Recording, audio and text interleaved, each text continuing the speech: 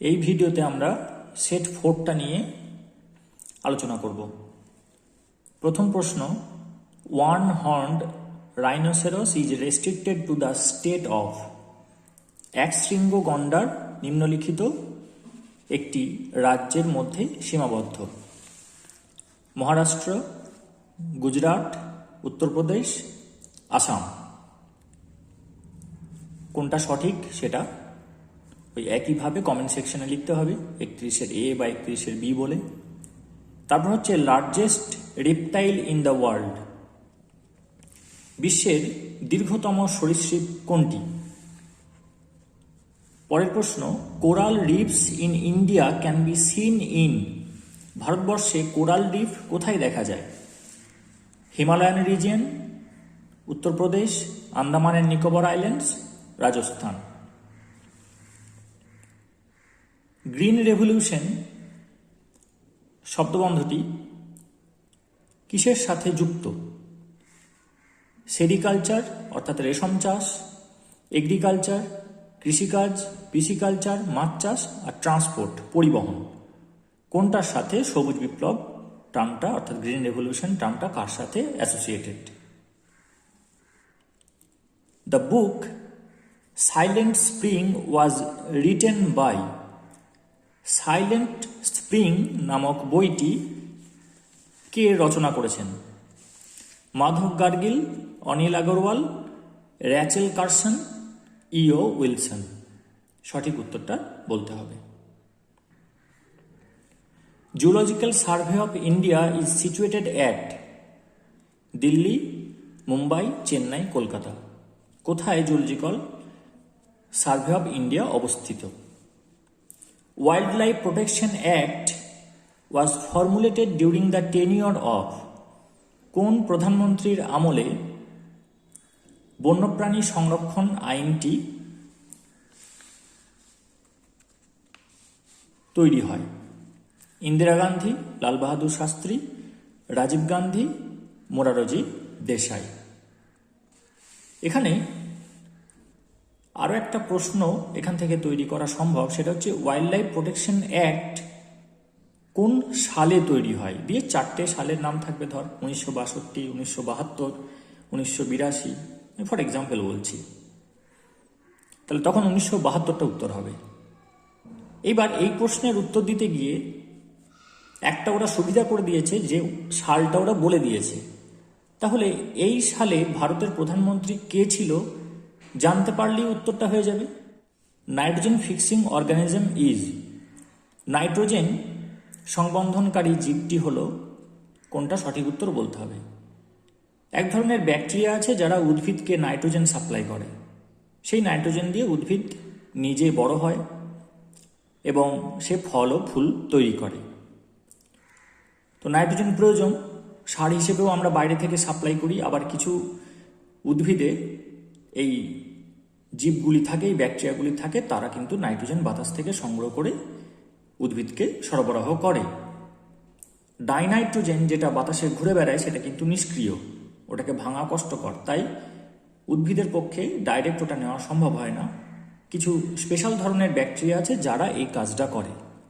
তো উদ্ভিদ বিনিময়ে ওদেরকে থাকতে দেয়, খেতে দেয়, আর ও উদ্ভিদকে তার বিনিময়ে, ওই থাকা খাওয়ার বিনিময়ে দেয় নাইট্রোজেন। সঠিক অ্যান্সারটা বলতে হবে যে কোন স্পিসিস, কোন প্রজাতির ব্যাকটেরিয়া এই কাজটা করে থাকে। তারপরে প্রশ্ন, which one is the most frequently occurred natural disaster in Indian subcontinent. ভারতীয় উপমহাদেশে কোন প্রাকৃতিক বিপর্যয়গুলির মধ্যে কোনটি সবচেয়ে বেশি হয়?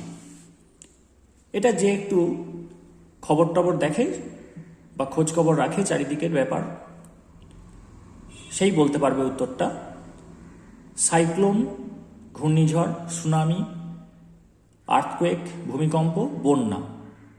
সবগুলোই হয়তো হয়েছে বা হয়, হবেও, কিন্তু কোনটা বেশি হয়, ফ্রিকুয়েন্ট কোনটা ভারতবর্ষে, সেইটা বলতে হবে।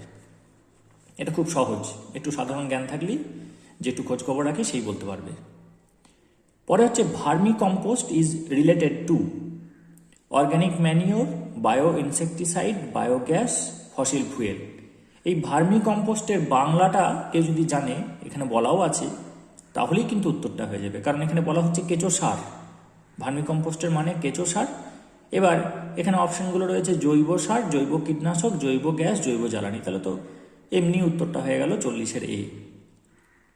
তো এই কেঁচো সার মানে সেখানে কোনো কেমিক্যাল ব্যবহার করা হচ্ছে না, আর্টিফিশিয়াল কিছু ব্যবহার করা হচ্ছে না, প্রাকৃতিক ব্যবহার করা হচ্ছে। কেমিক্যাল তো বটেই, সার সেটা ন্যাচারাল হোক বা আর্টিফিশিয়াল হোক, সবগুলোই কেমিক্যাল প্রোডাক্ট।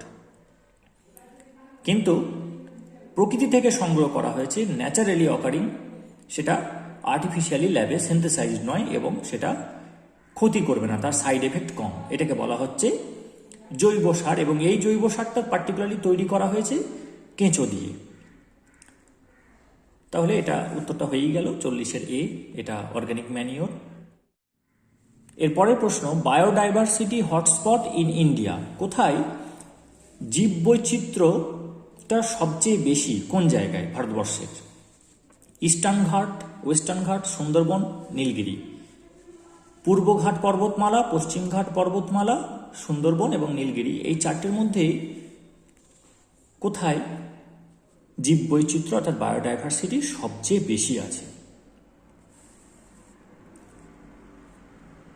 তারপরে প্রশ্ন, intensity of earthquake is measured by, ভূমিকম্পটা কতটা মারাত্মক হয়েছে বা তার তীব্রতাটা কতটা ছিল সেটা কি দিয়ে মাপা হয়?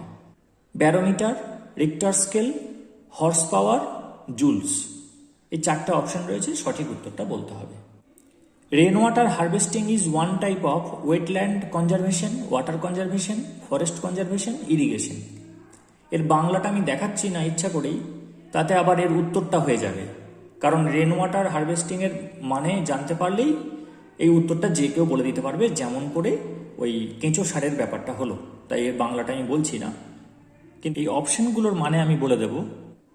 ওয়েটল্যান্ড কনজারভেশন মানে হলো জলাভূমি সংরক্ষণ, ওয়াটার কনজারভেশন মানে জল সংরক্ষণ, ফরেস্ট কনজারভেশন বন সংরক্ষণ, আর ইরিগেশন মানে সেচ কার্য। সঠিক উত্তরটা বলতে হবে। পরের প্রশ্ন, first national park in India, ভারতের প্রথম জাতীয় উদ্যান কোনটি? Jim Corbett national park, Bandipur national park, Gir national park, Bandhavgarh national park. আজকের last question, which of the following is an extinct animal? Tiger, lion, dodo, ostrich. নিচের কোনটি বিলুপ্ত প্রাণী, অর্থাৎ আর তার অস্তিত্ব নেই, পুরোপুরি শেষ হয়ে গেছে, সংখ্যাতে একটিও বেঁচে নেই আর? নিচের কোনটি? এবার এই প্রশ্নের উত্তরের সাথে সাথে আরেকটা জিনিস চেষ্টা করবি বলার, সেটা হচ্ছে যে কোন জায়গাতে এদেরকে পাওয়া যেত এবং ওই প্রাণীটার বিলুপ্ত হওয়ার সাথে সাথে আর কোনো প্রাণী বা উদ্ভিদের ক্ষতি হয়েছে কিনা, অর্থাৎ তারাও বিলুপ্ত হয়ে গেছে কিনা, কোনোভাবে সম্পর্কযুক্ত কিনা, এই ব্যাপারটা একটু ভালো করে স্টাডি করবি, করে চেষ্টা করবি উত্তরটা দেবার। প্রথমে অপশনটা তো বলবি, কোনটা কারেক্ট অ্যান্সার সেটা তো বলতেই হবে, তারপরে ওটা দেওয়ার চেষ্টা করবি আলাদা করে, বেশি লেখার দরকার নেই।